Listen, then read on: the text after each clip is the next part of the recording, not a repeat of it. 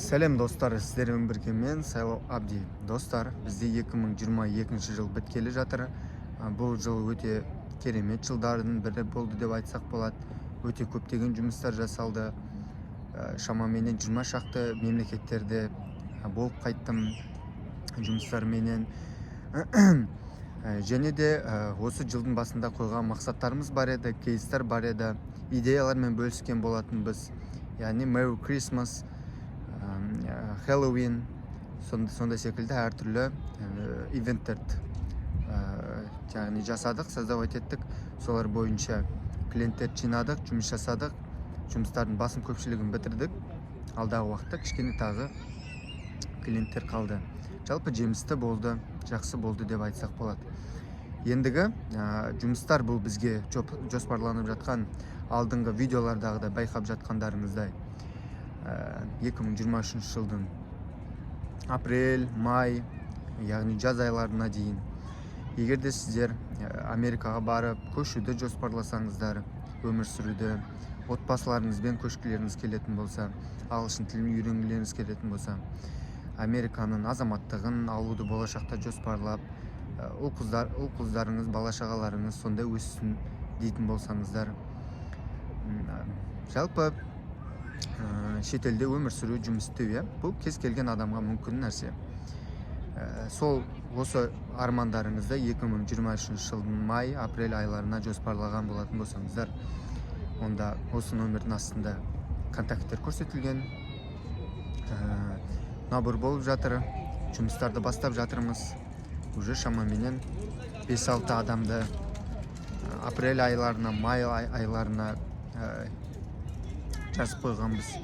Көпшілік адамдар сұрап жатады, не үшін ұзақ, не үшін сіздер басқаларға қарағанда осылай жасайсыздар деп. Жоқ, олай емес, екі түрлі способы бар.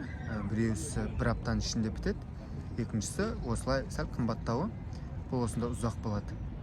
Бізге әрине ұзақ осындай немен жұмыс жасаған ыңғайлы.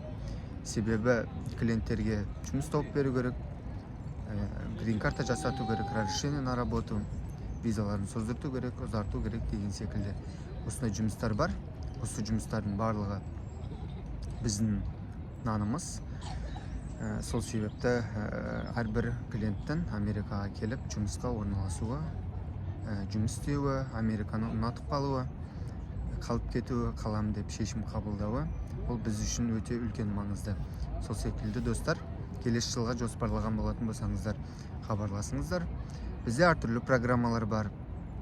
B1, B2 программасы бойынша баруға болады. Яғни Америкадан туризм, медицина, спорт, басқа да мероприятияларға шақырту жасату арқылы Америкада тұратын қазақстандықтардан азаматтығын алған, немесе грин-картасы бар, оқитын. Сондай. Келесі вариант бар, бұл Америкаға баруға болатын. F1 студенттік виза бойынша баруға болады, егерде сіз қысқа мерзімді курстар оқитын болсаңыз, немесе ағылшын тілі бағдарламаларын оқитын болсаңыз. Келесі программамен баруға болады. Ол басқа да программалар бар, егерде сіз грин-карта ұтып алатын болсаңыз, сондай, немесе стажировка, әртүрлі осындай бағдарламалармен. Сол себепті достар, барлығынан қызметтер туралы толық информацияларды алуға болады. Келіңіздер, күтеміз. Сондай, барлықтарыңызға сау.